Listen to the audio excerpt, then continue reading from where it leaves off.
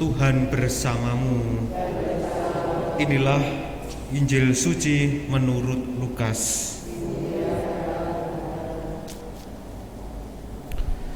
Pada suatu ketika Yesus menyampaikan perumpamaan ini kepada murid-muridnya.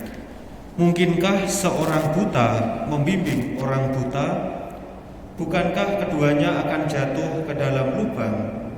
Seorang murid tidak melebihi gurunya, tetapi orang yang sudah tamat pelajarannya akan menjadi sama dengan gurunya. Mengapa engkau melihat selumbar dalam mata saudaramu, sedangkan balok dalam matamu sendiri tidak kau ketahui? Bagaimana mungkin engkau berkata kepada saudaramu, "Saudara, biarlah aku mengeluarkan selumbar dalam matamu," padahal balok dalam matamu tidak kau lihat? Hai orang munafik, keluarkanlah dahulu balok dari matamu, maka engkau akan melihat dengan jelas untuk mengeluarkan selumbar itu dari mata saudaramu. Demikianlah sabda Tuhan.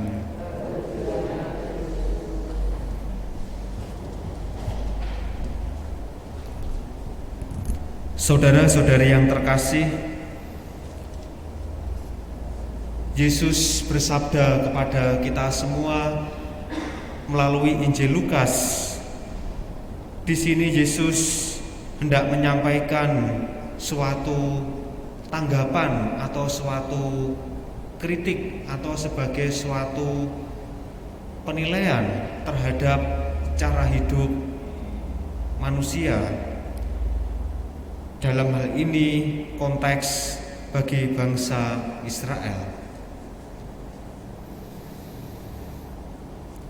Apa yang disabdakan Yesus rasa-rasanya sangat dekat dengan kehidupan kita, bahwa manusia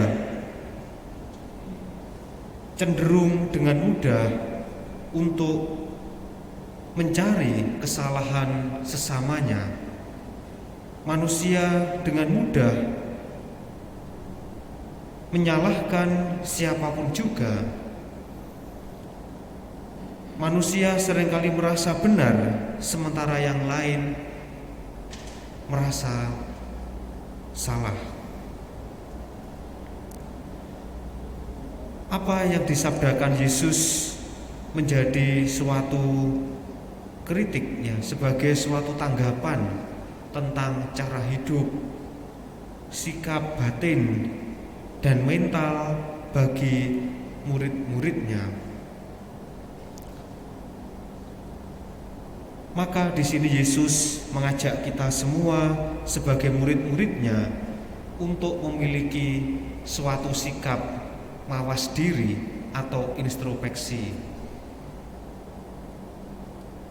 sehingga bagi mereka yang memiliki sikap mawas diri, maka setiap orang tidak mudah untuk jatuh di dalam suatu bentuk-bentuk penghakiman, suatu bentuk penilaian-penilaian terhadap sesamanya, dan lain sebagainya.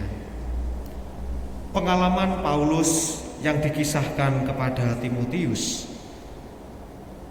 Paulus mengatakan dengan jelas sekali ketika dia berada di luar iman, yang artinya belum mengenal Yesus Kristus, maka tindakannya pun dikatakan bahwa dia di luar tindakan iman.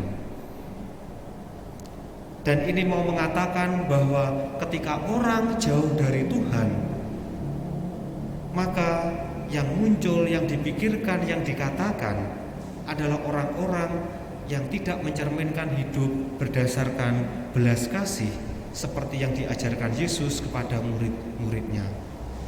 Dan Paulus menjadi saksi ketika dia hidupnya masih berada di luar iman, belum mengenal Yesus. Kita bisa melihat bagaimana Paulus menjadi seorang pembunuh, menjadi seorang yang merasa bahwa keyakinannya benar, apa yang dia yakini menjadi sesuatu yang tidak ada tandingannya kembali. Tetapi semuanya itu pada akhirnya jatuh semua itu pada akhirnya lenyap begitu saja, dan diubahnya dari kesombongan Paulus menjadi kerendahan hati. Dari apa yang diyakini benar ternyata ditunjukkan kebenaran yang lain, yaitu dalam diri Yesus Kristus.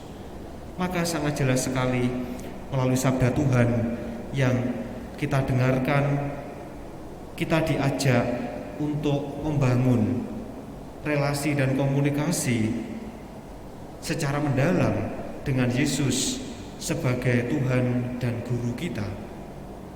Ketika seorang Kristiani, murid-murid Kristus, membangun relasi secara mendalam, maka hidupnya akan dekat dengan kasih itu sendiri.